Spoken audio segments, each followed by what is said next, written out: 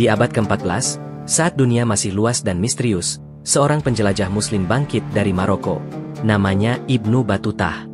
Selama hampir 30 tahun, ia melintasi benua, mengarungi samudra, dan menjejakkan kaki di lebih dari 40 negara, dari gurun pasir hingga istana megah. Ibnu Batutah dikenal sebagai pengelana terbesar dalam sejarah Islam, bahkan mengalahkan jarak tempuh Marco Polo. Kisahnya adalah petualangan, pembelajaran, dan penemuan. Siapakah Ibnu Batutah? Dan apa yang membuatnya menjadi salah satu penjelajah terbesar yang pernah ada? Mari kita selami kisahnya.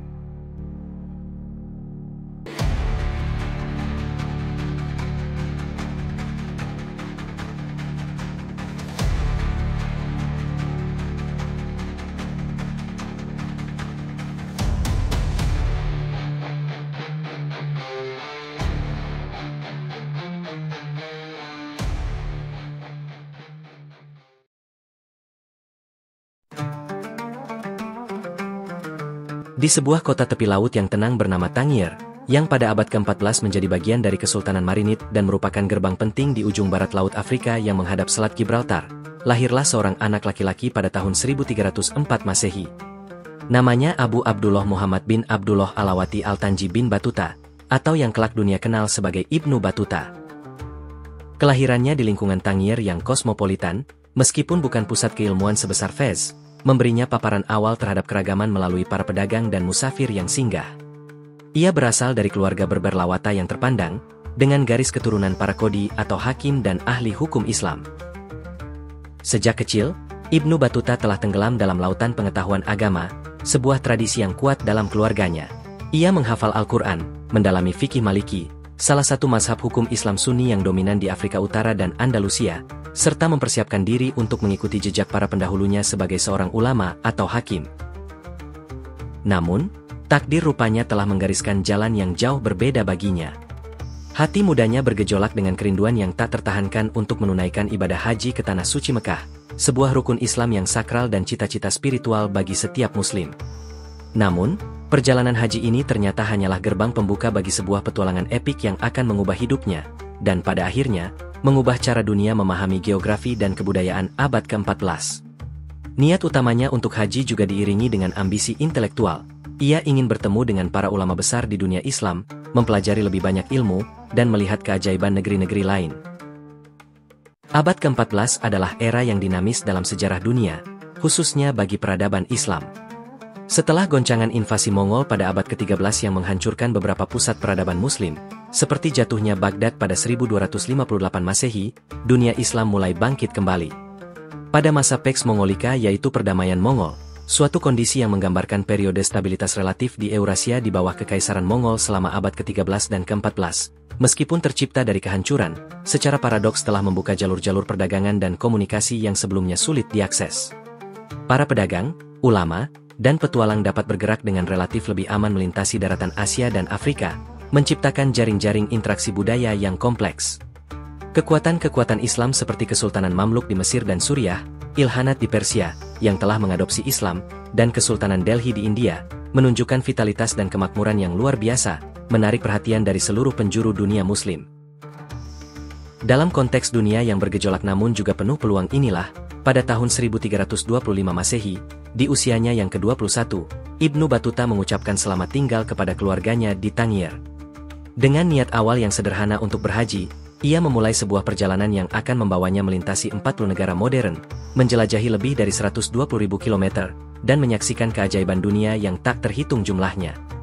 Kisahnya, yang kelak akan didokumentasikan dalam sebuah mahakarya berjudul Rihlah, yang artinya perjalanan, atau lengkapnya Tufat al-Nuzzar fi Gharaib al-Amsar wa Ajaib al-Asfar, sebuah hadiah bagi mereka yang memeriksa keunikan kota-kota dan keajaiban perjalanan, adalah cerminan dari semangat penjelajahan manusia, kehausan akan ilmu, dan kemampuan luar biasa untuk beradaptasi di tengah berbagai peradaban. Ia bukan hanya seorang musafir, melainkan juga seorang saksi mata sejarah yang mencatat detail kehidupan, budaya, dan geografi dari sebuah dunia yang kini hanya bisa kita bayangkan. Catatannya tentang kehidupan istana, praktik keagamaan, sistem perdagangan, dan interaksi antar budaya memberikan wawasan unik yang tak ternilai bagi para sejarawan dan antropolog modern.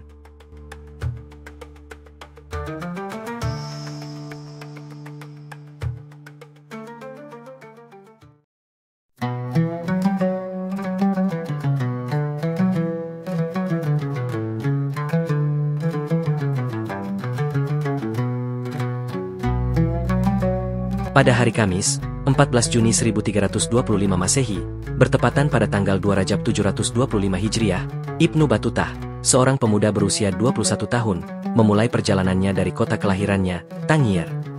Ia tidak ditemani oleh rombongan besar atau karavan dagang yang mewah, melainkan seorang diri, menunggangi seekor keledai yang sederhana.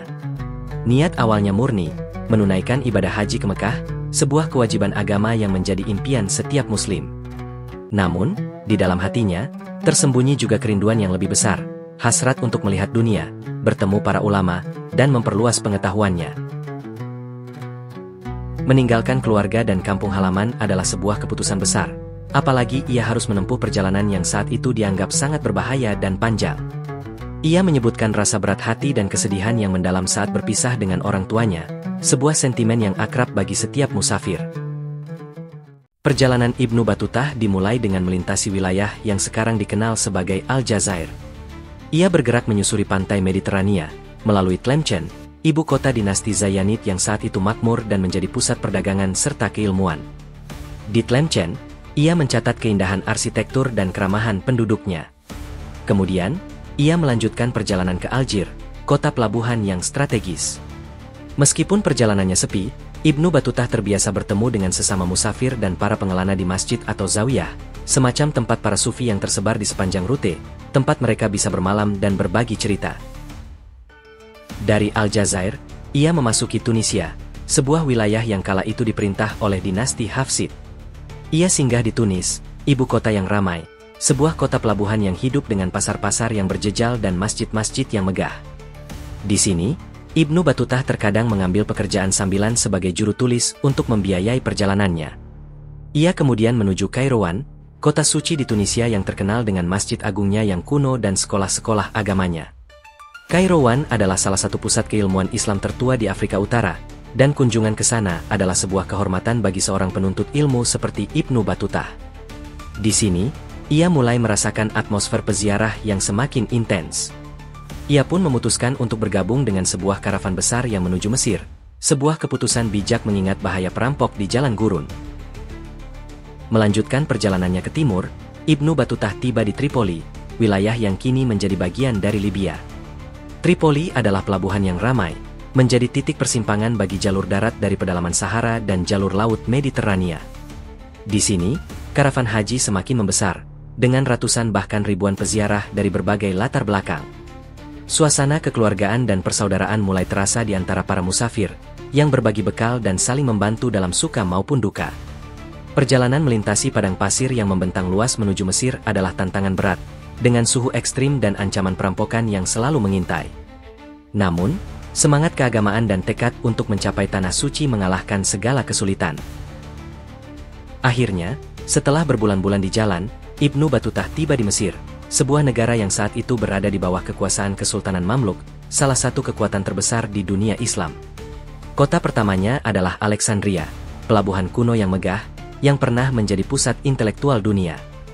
Meskipun mercusuar legendarisnya telah runtuh, kota itu tetap memancarkan pesona sejarah dan aktivitas perdagangan yang ramai. Ia mencatat tentang pilar-pilar Romawi yang masih berdiri kokoh dan kekayaan budaya kota tersebut. Dari Alexandria, ia melanjutkan perjalanan ke selatan, menuju Kairo, ibu kota dinasti Mamluk. Kairo pada abad ke-14 adalah sebuah metropolis yang menakjubkan, salah satu kota terbesar dan termakmur di dunia. Ibnu Battutah menggambarkannya sebagai induk dari semua kota, dan permata yang bersinar di timur. Ia terpukau dengan keramaian pasar-pasar yang menjual segala macam barang dari berbagai penjuru dunia, keindahan masjid-masjid agung seperti Masjid Sultan Hasan, dan kemegahan Universitas Al-Azhar yang menjadi mercusuar ilmu pengetahuan Islam. Ia juga mengunjungi piramida Giza dan Sphinx Agung Giza, yaitu patung batu kapur monumental yang berwujud singa berbaring dengan kepala manusia. Ia mengagumi struktur kuno yang dibangun oleh peradaban Fir'aun.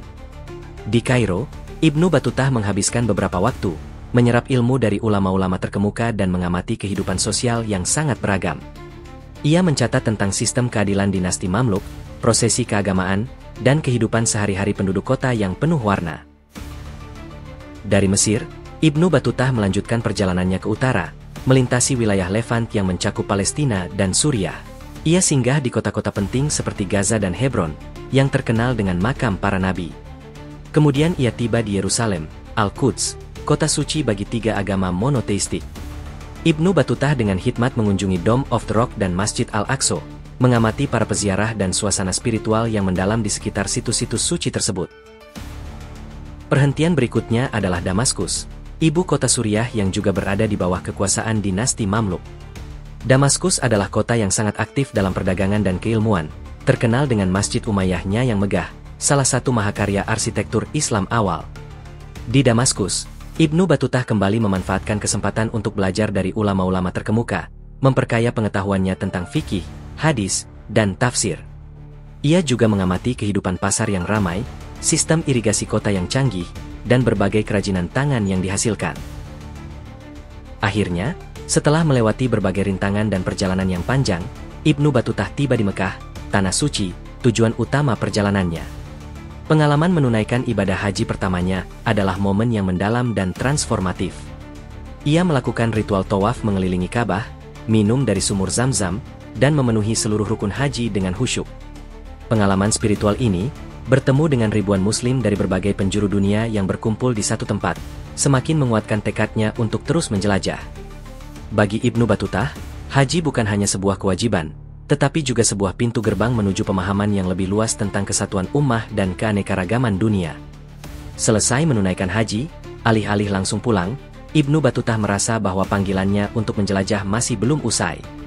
Dunia yang baru ia lihat jauh lebih luas dari yang ia bayangkan, dan ia masih ingin menyaksikan keajaiban-keajaiban lainnya.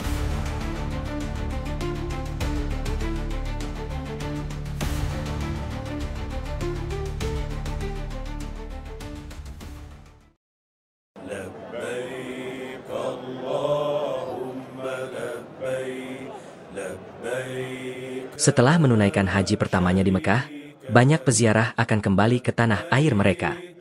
Namun, bagi Ibnu Battutah, perjalanan ini hanyalah awal. Hati sang musafir masih haus akan petualangan dan ilmu pengetahuan. Alih-alih pulang, ia memutuskan untuk memperluas cakrawalanya, berpetualang lebih jauh ke timur, menjelajahi negeri-negeri yang asing baginya. Keputusan ini menandai dimulainya fase pengembaraan yang sesungguhnya, jauh melampaui tujuan awalnya. Dari Mekah, Ibnu Battutah mengambil rute menuju Irak, sebuah wilayah yang dulunya merupakan jantung kekhalifahan Abbasiyah. Ia pertama kali mengunjungi kota-kota suci Syiah seperti Najaf, tempat yang diyakini kelompok Syiah sebagai makam Imam Ali bin Abi Thalib, serta mengunjungi Karbala, tempat gugurnya Imam Husain. Ibnu Battutah mencatat ritual dan praktik keagamaan yang unik di sana, serta pengabdian para peziarah. Perhentian penting berikutnya adalah Baghdad, ibu kota dinasti Abbasiyah yang legendaris. Meskipun Baghdad telah mengalami kehancuran parah akibat invasi Mongol pada tahun 1258 Masehi, yang mengakhiri kekhalifahan Abbasiyah, kota ini mulai menunjukkan tanda-tanda pemulihan di bawah kekuasaan Ilkhanat Mongol, keturunan Hulagu Han, yang kemudian memeluk Islam. Ibnu Battutah mencatat bahwa meskipun kejayaannya telah pudar, Baghdad masih mempertahankan sisa-sisa kemegahannya dengan pasar-pasar yang ramai dan masjid-masjid yang indah. Ia berkesempatan bertemu dengan Khalifah boneka terakhir dari dinasti Abbasiyah yang masih diakui oleh penguasa Mongol, merasakan sisa-sisa kebesaran masa lalu. Dari Baghdad, ia melanjutkan perjalanan ke Mosul dan Diyarbakir, mengamati kehidupan kota-kota di Mesopotamia bagian utara. Dari Irak, semangatnya membawa Ibnu Battutah menjelajahi Persia, sekarang Iran. Ia melewati Tabriz, yang saat itu merupakan ibu kota Ilkhanat, sebuah kota perdagangan yang makmur dan kosmopolitan. Kemudian, ia mengunjungi kota-kota seperti Isfahan dan Shiraz, mengagumi arsitektur Persia yang khas, taman-taman yang indah, dan kekayaan kebudayaan lokal. Ia mencatat tentang keramahan penduduk dan kekayaan pasar-pasar yang menawarkan beragam komoditas. Ibnu Battutah memberikan gambaran tentang Persia di bawah kekuasaan Mongol, menyoroti bagaimana Islam tetap berkembang meskipun di bawah dinasti non-Arab. Setelah petualangannya di Irak dan Persia, Ibnu Battutah kembali ke Jazirah Arab. Ia menunaikan haji untuk kedua kalinya di Mekah, memperkuat ikatan spiritualnya dengan tanah suci. Dari Mekah, ia berlayar menyusuri Laut Merah, sebuah jalur pelayaran yang vital. Ia kemudian melakukan perjalanan ke Yaman, sebuah wilayah yang terkenal dengan jalur rempah-rempah dan pelabuhan-pelabuhan dagang yang ramai. Di Yaman, ia mengunjungi kota-kota seperti Sanaa di dataran tinggi, dan yang lebih penting, pelabuhan Aden. Aden adalah pusat perdagangan maritim yang sibuk, menghubungkan India, Afrika Timur, dan Mesir. Ibnu Batutah terkesan dengan kemakmuran Aden, mencatat bahwa kota itu memiliki kapal-kapal dagang yang besar dan merupakan titik transit bagi barang-barang berharga seperti rempah-rempah, tekstil, dan permata. Ia mengamati sistem perdagangan, interaksi antara pedagang dari berbagai bangsa, dan kehidupan pesisir yang dinamis. Dorongan untuk menjelajah membawanya lebih jauh. Dari Aden, Ibnu Batutah mengambil keputusan berani untuk berlayar melintasi Samudra Hindia menuju pesisir Afrika Timur, sebuah wilayah yang dikenal sebagai Pantai Swahili. Perjalanan laut ini adalah bukti keberaniannya, mengingat risiko yang ada pada masa itu. Ia tiba di Mogadishu, yang saat itu merupakan salah satu kota paling makmur di Afrika Timur. Ibnu Batutah terpukau dengan kemewahan kota ini, arsitektur batu putihnya, dan keramahan penduduknya. Ia mencatat tentang hidangan lokal yang lezat dan pasar-pasar yang dipenuhi pedagang emas, gading, dan rempah-rempah. Mogadishu adalah pusat penting dalam jaringan perdagangan Samudra Hindia, menghubungkan Afrika dengan India, Persia, dan bahkan Tiongkok. Dari Mogadishu, Ibnu Batutah melanjutkan perjalanan ke selatan, mengunjungi kota-kota pelabuhan Swahili lainnya seperti Mombasa, dan yang paling berkesan baginya adalah Kilwa. Kilwa pada masa itu mencapai puncak kejayaannya sebagai salah satu kota terkaya di Afrika. Ia menyaksikan masjid-masjid yang megah, istana-istana yang mewah, dan mencatat kemakmuran yang luar biasa berkat kontrolnya atas perdagangan emas dari pedalaman Afrika. Ibnu Batutah memuji keramahan dan kesalehan raja serta penduduk Kilwa. Catatannya tentang kota-kota Swahili memberikan gambaran berharga tentang peradaban Islam di Afrika Timur, yang seringkali terabaikan dalam narasi sejarah global. Interaksinya dengan budaya lokal, meskipun singkat, menunjukkan kemampuannya untuk mengamati dan mencatat detail etnografis yang kaya. Setelah petualangannya yang mendalam di Afrika Timur, pikiran Ibnu Batutah mulai beralih ke timur lagi. Ia telah mendengar tentang kekayaan dan kemegahan India, sebuah negeri yang menarik banyak penjelajah pada masa itu. Hasrat untuk melihat peradaban yang berbeda dan mungkin mencari posisi di sana mulai tumbuh kuat dalam dirinya.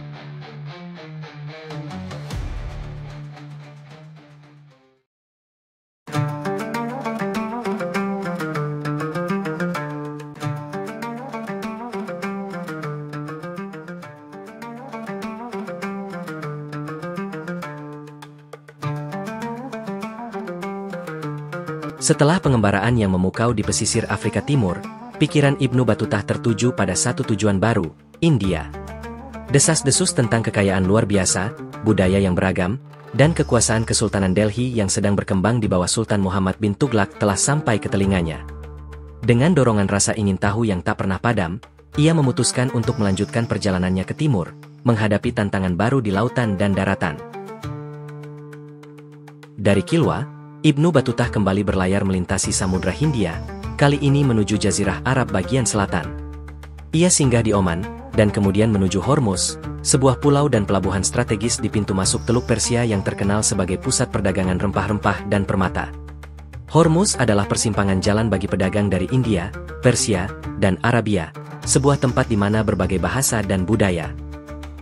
Dari Hormuz, Ibnu Batutah menaiki kapal untuk melintasi Laut Arab menuju pantai India. Perjalanan laut ini tidaklah mudah. Ia menghadapi badai, ancaman perompak, dan kondisi yang seringkali tidak nyaman. Namun, semangat petualangannya mengalahkan rasa takut. Akhirnya, setelah berminggu-minggu di laut, ia tiba di wilayah Sindh, sebuah provinsi di bagian barat Laut India, sekarang Pakistan, yang menjadi gerbang masuk ke anak benua India. Dari sana, ia memulai perjalanan darat yang panjang menuju ibu kota, Delhi. Perjalanan menuju Delhi adalah cobaan tersendiri, melintasi padang gurun dan daerah yang dihuni suku-suku yang tidak ramah. Namun, berita tentang kedatangan seorang ulama terpelajar dari Maghrib telah sampai ke telinga Sultan Muhammad bin Tughlaq, penguasa Kesultanan Delhi. Sultan ini dikenal sebagai sosok yang cerdas namun eksentrik, seorang patron ilmu pengetahuan yang besar tetapi juga dikenal karena kebijakannya yang tidak menentu dan kadang brutal.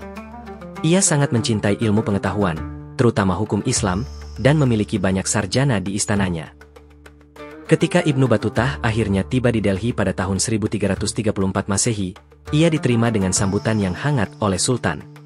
Terkesan dengan pengetahuannya tentang fikih Maliki dan pengalamannya bepergian, Sultan Muhammad bin Tughlaq menawarkan Ibnu Battutah posisi bergengsi sebagai qadhi atau hakim di Delhi. Ini adalah pengangkatan yang luar biasa bagi seorang musafir asing, menunjukkan reputasi dan kemampuan Ibnu Battutah yang diakui. Ibnu Battutah menerima tawaran ini dan menghabiskan sekitar 8 tahun berikutnya di Delhi, sebuah periode yang paling stabil dalam perjalanannya. Selama menjabat sebagai qadhi, Ibnu Battutah harus menavigasi intrik istana yang rumit dan memahami kebijakan-kebijakan sultan yang seringkali berubah-ubah. Ia menyaksikan langsung kemewahan luar biasa di istana Delhi, pesta-pesta megah, dan hadiah-hadiah yang berlimpah yang diberikan sultan kepada para ulama dan bangsawan. Namun, di sisi lain, ia juga menjadi saksi mata kekejaman dan hukuman berat yang kerap dijatuhkan oleh sultan terhadap para pemberontak atau mereka yang dianggap tidak setia. Sultan Muhammad bin Tughlaq dikenal tidak ragu untuk menghukum mati para pejabatnya sendiri, termasuk para sarjana, jika ia merasa dikhianati. Pengalaman ini memberikan Ibnu Battutah wawasan unik tentang politik dan pemerintahan di salah satu kerajaan muslim terbesar di dunia. Di Delhi, Ibnu Battutah juga berkesempatan untuk belajar lebih dalam tentang hukum Islam, berdiskusi dengan para ulama setempat, dan memahami keunikan tradisi Islam di India. Ia berinteraksi dengan berbagai lapisan masyarakat, dari bangsawan hingga rakyat jelata, dan mengamati kehidupan sehari-hari yang kaya warna. Ia mencatat tentang sistem perbudakan yang umum, keberadaan masyarakat Hindu yang besar di bawah pemerintahan Muslim, festival-festival lokal, dan keunikan flora serta fauna India. Catatannya tentang kelapa, mangga, dan rempah-rempah menunjukkan betapa asingnya tanaman-tanaman ini bagi orang-orang dari dunia Mediterania. Delhi baginya adalah pusat dunia yang baru, berbeda jauh dari Afrika Utara atau Timur Tengah. Pada tahun 1341 Masehi, sebuah peristiwa penting mengubah arah hidup Ibnu Battutah sekali lagi. Sultan Muhammad bin Tughlaq menugaskannya untuk memimpin misi diplomatik ke Tiongkok, membawa hadiah berharga untuk Kaisar Dinasti Yuan, Mongol. Ini adalah sebuah kehormatan besar dan kesempatan emas bagi Ibnu Battutah untuk melanjutkan penjelajahannya. Misi ini disertai dengan delegasi besar, termasuk rombongan diplomatik Tiongkok yang kembali ke tanah air mereka, serta hadiah-hadiah mewah seperti budak, kuda, dan barang-barang berharga lainnya. Namun, perjalanan menuju pantai Malabar, tempat kapal-kapal besar menunggu, berubah menjadi petaka. Dalam perjalanan mereka, rombongan Ibnu Battutah diserang oleh perompak Hindu di sebuah pelabuhan kecil. Dalam kekacauan tersebut, ia terpisah dari rombongannya dan kehilangan semua harta benda miliknya, termasuk hadiah-hadiah diplomatik dan bekal pribadinya. Kapal-kapal yang seharusnya membawanya ke Tiongkok berlayar tanpa dirinya, dan ia terdampar sendirian, tanpa uang, dan dalam keadaan syok di pantai yang asing. Kejadian ini menjadi salah satu titik balik paling dramatis dalam kisah perjalanannya, memaksanya untuk kembali memulai dari nol. Meskipun demikian, Ibnu Battutah, dengan ketabahan luar biasa, tidak menyerah pada nasib. Ia memutuskan untuk terus maju, mengikuti alur takdir yang membawanya ke petualangan berikutnya.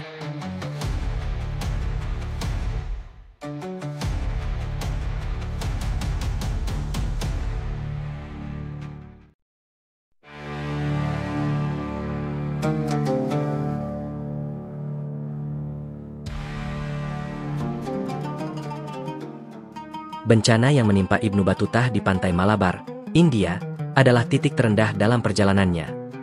Ia kehilangan segalanya, bekal, harta benda, dan rombongan diplomatik yang seharusnya membawanya ke Tiongkok.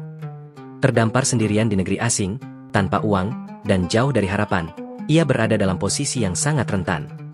Namun, Ibnu Battutah adalah seorang yang tangguh, teruji oleh kerasnya perjalanan selama bertahun-tahun. Dengan tekad yang tak tergoyahkan, ia memutuskan untuk mencari cara untuk melanjutkan mimpinya menjelajah ke timur. Dalam keadaan putus asa, Ibnu Battutah menemukan sebuah kapal kecil yang membawanya menuju Kepulauan Maladewa, sebuah gugusan pulau karang yang indah namun terpencil di Samudra Hindia. Kedatangannya disambut dengan kekaguman oleh penduduk lokal, yang mayoritas adalah Muslim Sunni. Karena pengetahuannya yang mendalam tentang fikih Islam dan reputasinya sebagai ulama yang luas perjalanannya, ia segera diangkat sebagai qadhi kepala oleh Sultan Perempuan Maladewa, Khadijah. Posisi ini memberinya stabilitas dan kemakmuran yang sangat dibutuhkan setelah musibah yang menimpanya. Selama sekitar 1,5 tahun di Maladewa, Ibnu Battutah bukan hanya mengemban tugas kehakiman, tetapi juga menikahi beberapa wanita lokal, sebuah praktik yang umum di sana dan menjadi bagian dari adaptasinya terhadap budaya setempat. Ia mencoba menerapkan hukum Islam dengan ketat, termasuk dalam hal-hal seperti kewajiban berjamaah dan penegakan syariat. Namun, upaya reformasinya seringkali menimbulkan gesekan dengan adat istiadat setempat yang lebih longgar, terutama mengenai peran wanita dan praktik-praktik adat yang tidak sesuai dengan interpretasinya tentang hukum Islam.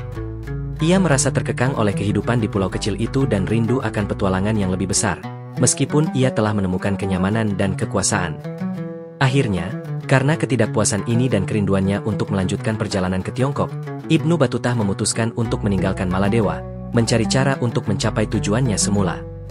Dari Maladewa, Ibnu Battuta berlayar menuju Sri Lanka, yang ia sebut Serendip, sebuah pulau yang terkenal dengan kekayaan permata dan situs-situs sucinya.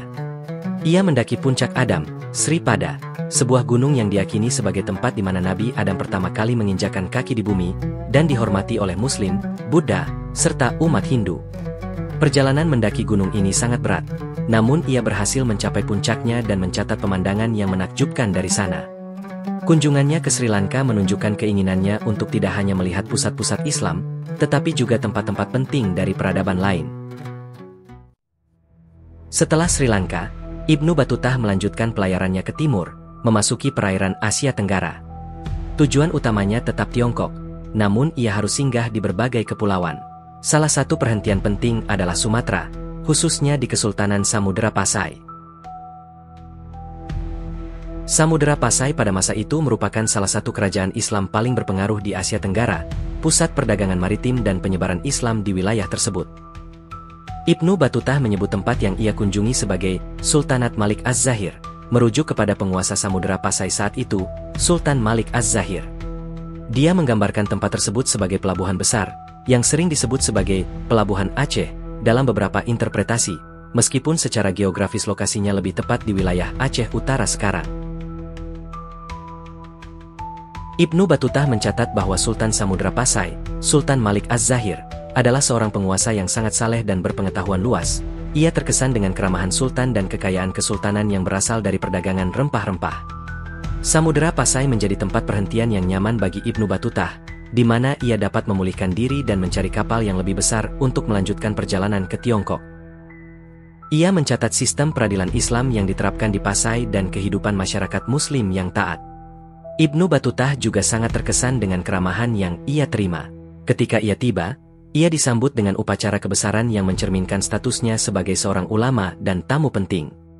Ia mengisahkan bahwa ia dikawal menuju kediaman yang telah disiapkan khusus untuknya. Hal ini menunjukkan bahwa Kesultanan Samudera Pasai memiliki protokol diplomatik yang canggih dan sangat menghormati tamu dari negeri jauh, terutama mereka yang memiliki latar belakang keagamaan dan keilmuan. Ibnu Battuta melukiskan Sultan Malik Az-Zahir sebagai penguasa yang saleh, rendah hati, dan sangat menjunjung tinggi hukum Islam. Ia mencatat bahwa Sultan seringkali berdiskusi tentang hukum dan tafsir Al-Quran dengan para ulama. Ibnu Battuta juga memuji kemurahan hati Sultan yang tidak hanya memberikan jamuan dan akomodasi yang layak, tetapi juga memberikan hadiah-hadiah yang berharga. Ini kontras dengan beberapa penguasa lain yang ia temui dalam perjalanannya yang lebih fokus pada kekayaan material.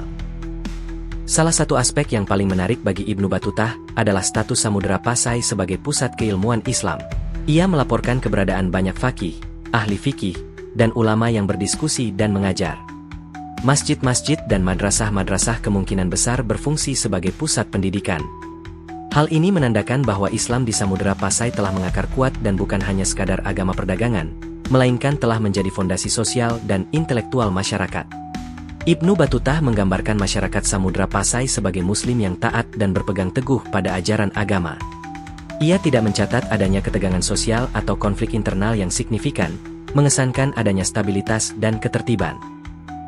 Meskipun Ibnu Battuta tidak fokus pada detail komoditas, kehadirannya di pelabuhan besar menyiratkan aktivitas perdagangan yang sangat sibuk.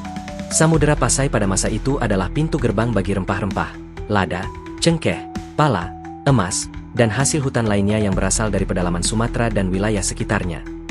Pedagang dari India, Tiongkok, Persia, dan Arab datang ke sini untuk berdagang, menjadikan Samudera Pasai sebagai simpul penting dalam jaringan perdagangan internasional. Kunjungannya ke Pasai memberikan salah satu catatan paling awal dan berharga tentang perkembangan Islam di Asia Tenggara dari sudut pandang seorang musafir asing.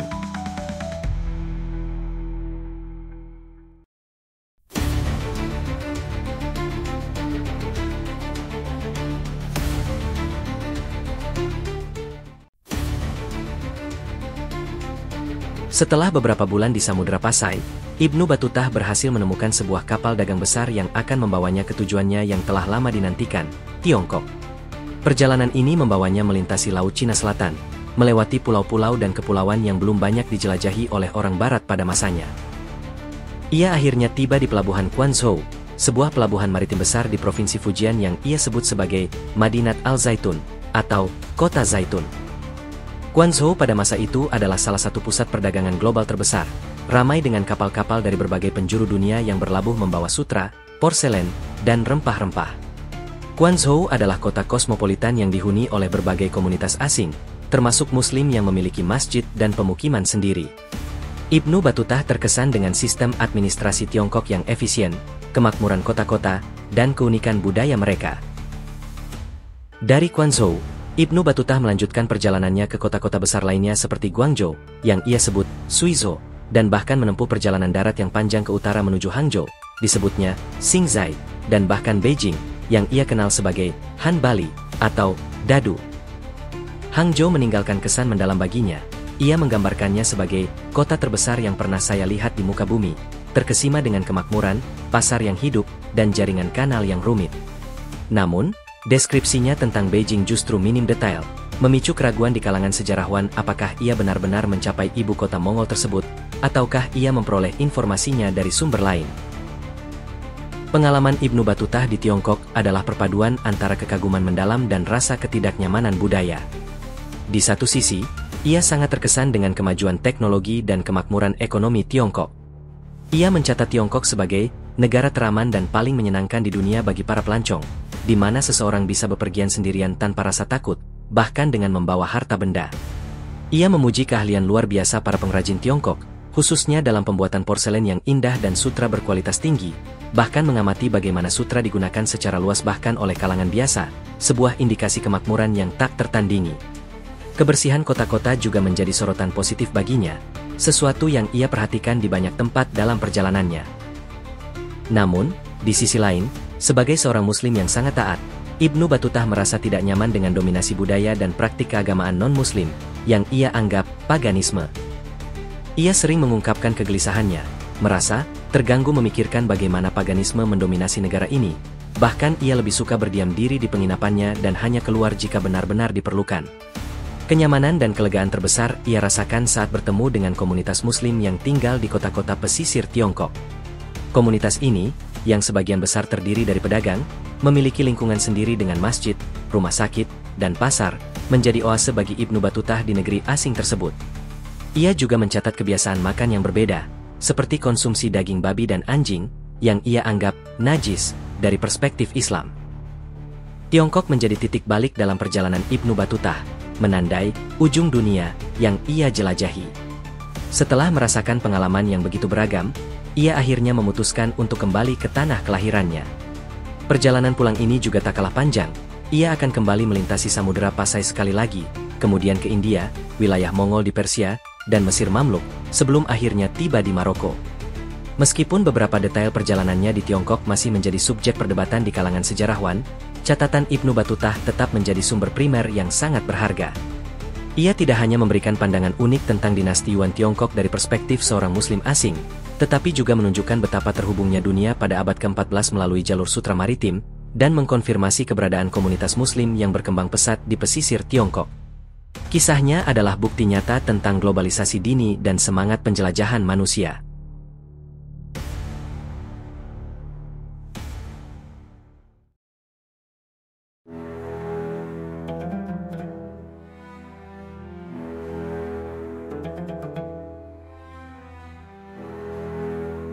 Setelah petualangan yang memukau dan mendalam di Tiongkok, Ibnu Batutah telah mencapai titik terjauh dari tanah kelahirannya, Maroko. Meskipun ia terpukau dengan kemajuan dan keunikan peradaban Tiongkok, kerinduan akan kampung halaman dan dunia Muslim mulai menghinggapinya. Ini adalah titik balik dalam perjalanannya. Kini ia akan memulai perjalanan pulang yang sangat panjang, melintasi rute yang telah ia lalui, namun dengan perspektif dan pengalaman yang jauh berbeda. Dari Tiongkok, Ibnu Batutah memulai perjalanannya ke barat. Ia kembali menyusuri rute maritim yang pernah ia lalui sebelumnya, dan singgah lagi di Sumatera, Samudra Pasai, selama kurang lebih 15 hari atau lebih. Selama waktu ini, Ia tidak hanya menikmati keramahan sultan tetapi juga memperoleh pengetahuan baru tentang budaya dan geografi wilayah tersebut. Setelah itu, Sultan Malik Az-Zahir bahkan menyediakan kapal untuk melanjutkan perjalanannya. Ini adalah bentuk kehormatan yang luar biasa, menunjukkan betapa pentingnya Ibnu Batutah dianggap. Perjalanan ini membawanya kembali ke Yaman dan kemudian ke Mekah. Di Mekah, ia menunaikan ibadah haji lagi, kemungkinan untuk ketiga atau keempat kalinya, sebuah tradisi yang ia lakukan berulang kali sepanjang hidupnya, menunjukkan kesalehan dan kecintaannya pada tanah suci Baitullah. Masing-masing haji memberinya kesempatan untuk merefleksikan perjalanannya, memperbarui spiritualitasnya, dan bertemu dengan para jamaah dari seluruh dunia muslim, berbagi cerita dan mendengar kabar dari negeri-negeri jauh. Setelah menunaikan ibadah haji, ia bergerak ke utara, melintasi wilayah Mesir dan Suriah sekali lagi. Namun, kali ini, dunia yang ia kenal telah berubah drastis. Ia menyaksikan dampak mengerikan dari wabah hitam, Black Death, pandemi bubonic yang menyebar dengan kecepatan luar biasa dari Asia Tengah, melintasi jalur perdagangan, dan merenggut jutaan nyawa di Eropa, Timur Tengah, dan Afrika Utara. Wabah ini tiba di Mesir pada tahun 1348 Masehi dan dengan cepat menyebar ke seluruh wilayah. Ibnu Batutah menggambarkan kengerian wabah ini dengan detail yang memilukan.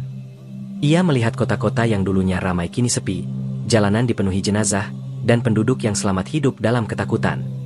Ia mencatat bagaimana sholat jenazah dilakukan berulang kali setiap hari untuk menampung jumlah korban yang terus meningkat, dan upaya masyarakat untuk menghadapi bencana yang tak terlihat ini. Pengalaman ini memberikan pandangan yang sangat langka dan penting dari seorang saksi mata muslim tentang salah satu bencana paling mematikan dalam sejarah manusia. Ia melihat kehancuran sosial dan ekonomi yang diakibatkan wabah, serta dampaknya terhadap sistem politik dan kehidupan sehari-hari. Meskipun menghadapi ancaman wabah yang mematikan, Ibnu Batutah terus bergerak ke barat. Ia melintasi jalur sutra darat menuju Aleppo dan kemudian Damaskus, yang juga tidak luput dari amukan wabah.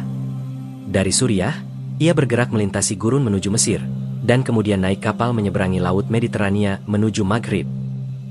Akhirnya, pada tahun 1349 Masehi, setelah hampir 24 tahun berkelana, Ibnu Batutah tiba kembali di Tangier, kota kelahirannya. Ia telah menjelajahi sebagian besar dunia yang dikenal pada masanya, dari Samudra Atlantik hingga Laut Cina Selatan, dari padang pasir Sahara hingga dataran tinggi Tibet. Kepulangannya adalah momen yang emosional. Ia tiba tepat pada saat wabah hitam juga mencapai Maroko, mengancam kota kelahirannya dan orang-orang yang dicintainya.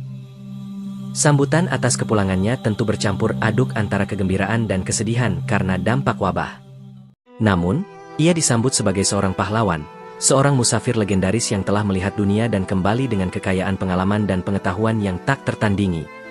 Kisah-kisahnya yang luar biasa telah memukau setiap orang yang mendengarnya, membawa mereka ke negeri-negeri jauh yang hanya bisa mereka impikan. Kembali ke rumah, Ibnu Batutah mungkin merasa lega, namun jiwa petualangannya belum sepenuhnya padam. Banyak yang mungkin akan memilih untuk menetap dan menikmati masa tua, berbagi kisah dengan keluarga dan sahabat. Namun, jiwa pengelana Ibnu Batutah, yang telah terbiasa dengan denyut nadi perjalanan, belum sepenuhnya puas. Meskipun telah menempuh jarak yang luar biasa, ia masih merasa ada beberapa sudut dunia yang belum ia sentuh, terutama di wilayah-wilayah yang secara historis terhubung erat dengan peradaban Islam di Maghrib. Dorongan untuk melengkapi petualangannya ini membawanya pada 2 ekspedisi penting terakhir.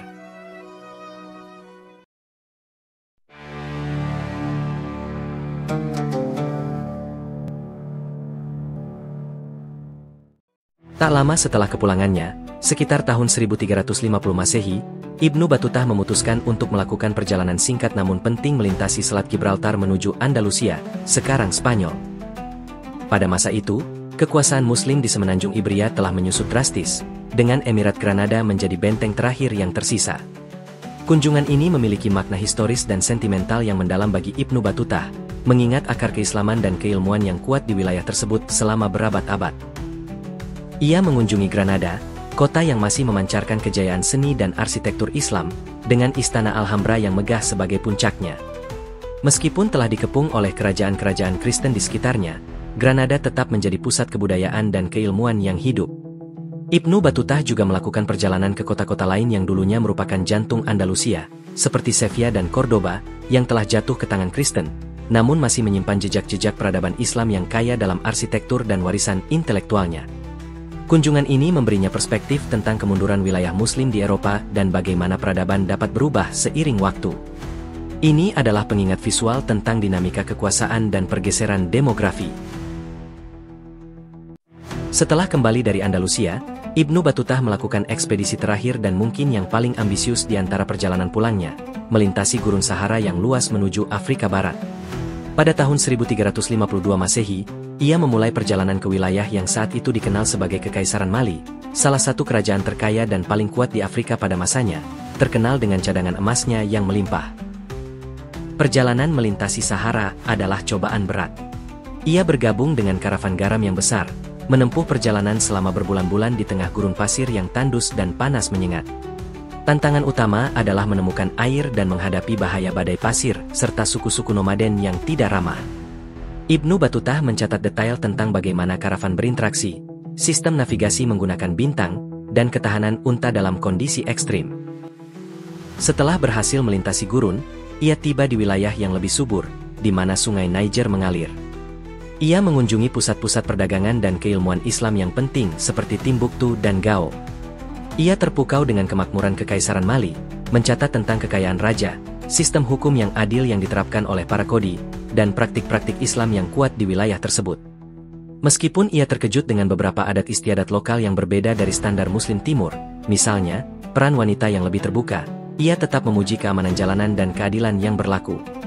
Catatannya tentang Mali memberikan wawasan yang sangat langka dan berharga tentang salah satu peradaban besar Afrika Barat, yang pada saat itu kurang dikenal di dunia luar.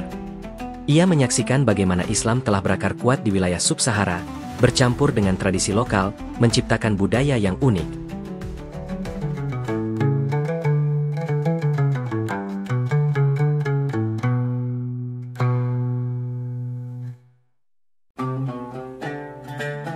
Setelah mengakhiri petualangan fisiknya yang monumental melintasi benua, samudra, dan gurun, perjalanan Ibnu Battuta belum benar-benar usai.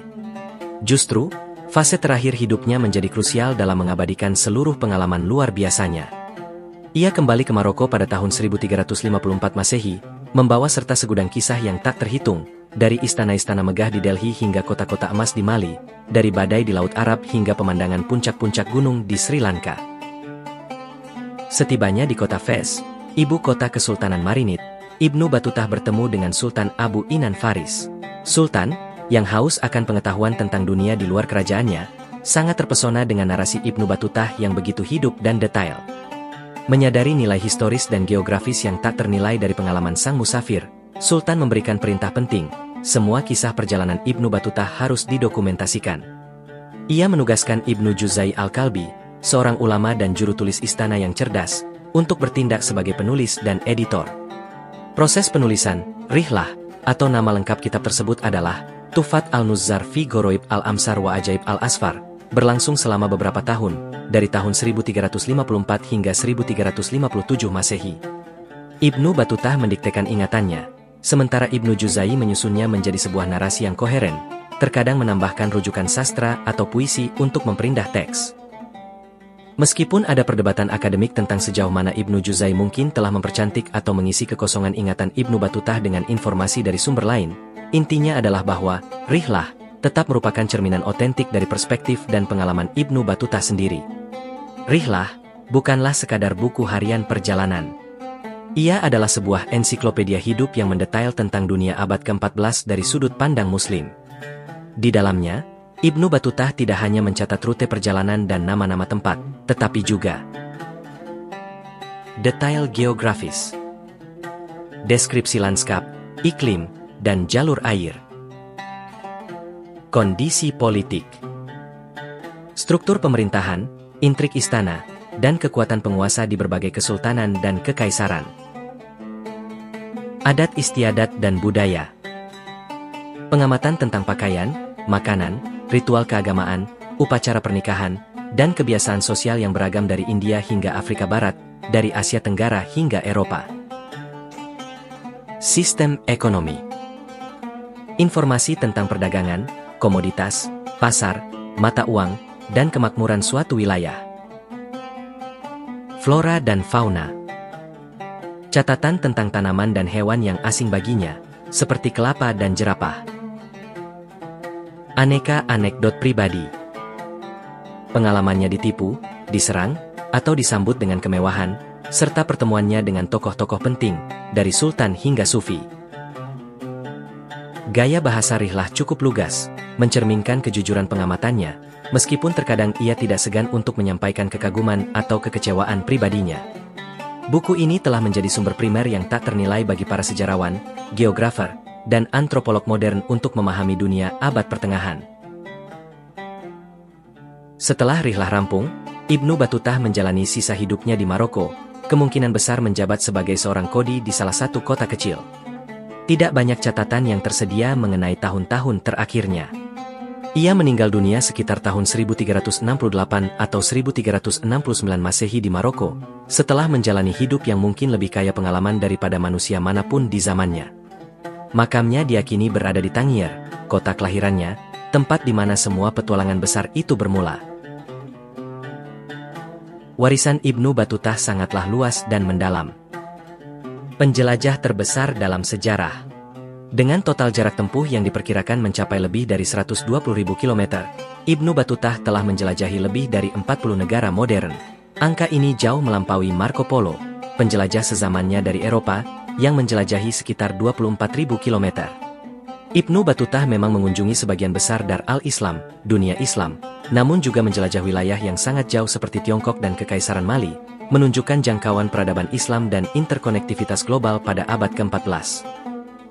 Sumber primer historis yang tak ternilai. Rihlah adalah jendela unik ke masa lalu.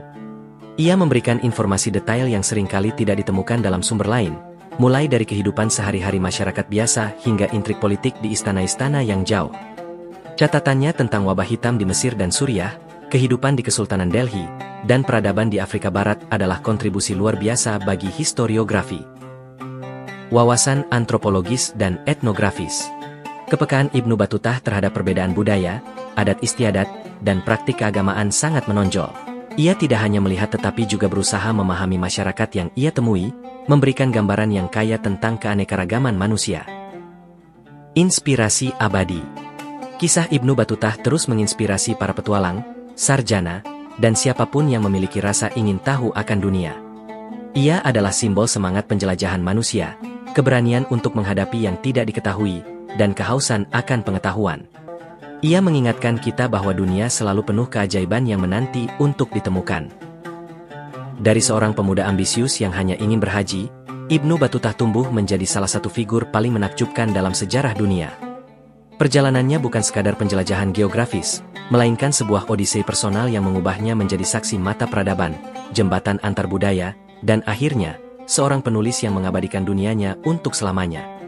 Kisahnya akan terus menggema, mengajak kita untuk membuka mata, keluar dari zona nyaman, dan menjelajahi keajaiban-keajaiban yang menanti di setiap sudut bumi.